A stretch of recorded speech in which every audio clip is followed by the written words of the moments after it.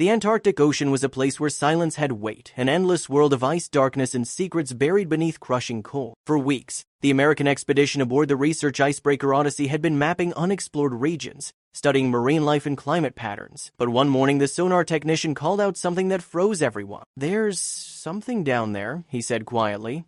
The radar showed a long metallic shape lying at the bottom of a deep trench, partially buried under silt and frozen debris. It wasn't rock. It wasn't natural. It was metal, smooth, cylindrical, massive. The captain and lead explorer, Dr. Evelyn Carter, studied the screen in disbelief. "It looks like a submarine," she murmured. The words didn't feel real. No one had ever reported a vessel this far south, not in these waters. The crew stared at the faint outline beneath the ice, a shadow of rust and mystery resting on the seabed, as if time itself had sealed it away. They launched a team of divers and underwater drones. As the lights cut through the blackness, the camera feed revealed the impossible: a fully intact submarine, covered in corrosion, its hull marked with faded Cyrillic letters. The emblem was old, unmistakably Russian. The divers circled the wreck cautiously. There were no signs of damage from combat, no holes, no explosions. It looked as though the vessel had simply sunk and frozen in place, preserved in perfect silence. When the footage reached the surface, the ship's control room went silent. Nobody spoke for a full minute. "We need to recover it," Carter finally said. "Whatever this is, it's history and maybe something more." It took them 2 days to prepare the lift. Massive steel cables and hydraulic cranes were lowered through the ice hole, carefully locking onto the submarine's frame. The work was slow, tense, and brutal. The weather grew worse, winds howling as snow lashed across the deck. Every time the cables tightened, the ship groaned under the strain.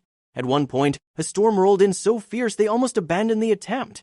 But the thought of leaving that ghost of steel behind was unbearable. Hours later, with a final heave and the roar of engines, the submarine broke free from its icy grave, rising through the black water like a creature reborn.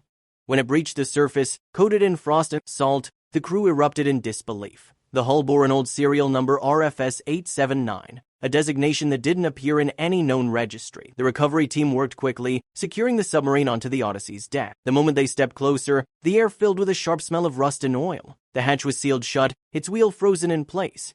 Carter stared at it for a long moment before nodding to the engineers. "Open it!" It took them almost an hour to pry it loose. When the hatch finally gave way, a gust of trapped air hissed out, stale, metallic, and ancient.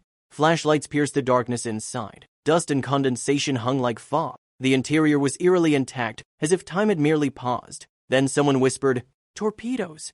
2 long rows of them lined the compartment walls, massive, still resting in their launch racks. Their warheads were painted dull red, each stamped with faded Soviet symbols. The crew stood frozen, realizing these weren't training rounds. These were live, high-yield torpedoes capable of leveling entire battleships. "Doctor," Carter's voice trembled as she said, "this isn't just a relic. This was a weapon." Within minutes, the atmosphere shifted from curiosity to fear. The submarine wasn't a ruin, it was a dormant beast, sleeping beneath the ice for decades. The slightest mistake could turn the deck into an inferno. They called in military analysts who confirmed the vessel's origins were likely Cold War era, a top-secret reconnaissance sub designed for covert missions under polar ice. But as they studied the internal controls and engineering systems, they realized something even more disturbing. The submarine hadn't sunk from combat at all. It had malfunctioned. Something inside had gone catastrophically wrong. And whatever that was, it happened fast. When the engineers finally managed to power up the sub's interior lights, the truth began to reveal itself inch by inch. The dim yellow bulbs flickered weakly, illuminating narrow corridors lined with frost.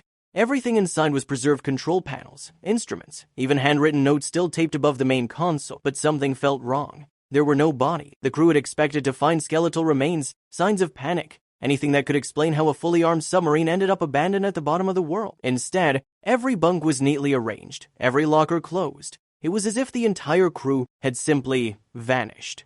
Dr. Carter walked deeper inside, her flashlight trembling slightly in her hand.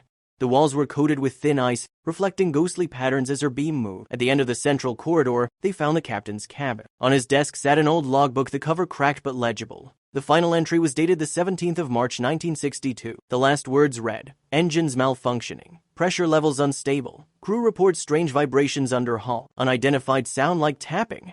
The rest of the page was smeared, as if written in haste. That single word, tapping, sent a chill through the team. Meanwhile, the analysts discovered that the sub's internal systems had been manually shut down, not disabled by failure. The reactor controls showed deliberate override. Someone aboard had turned everything off. But why? In the aft compartment, a diver named Lucas noticed something strange near one of the torpedo racks, a circular indentation in the wall, barely visible under a film of frost. He brushed it away, revealing a hatch that wasn't on any schematic, a hidden chamber.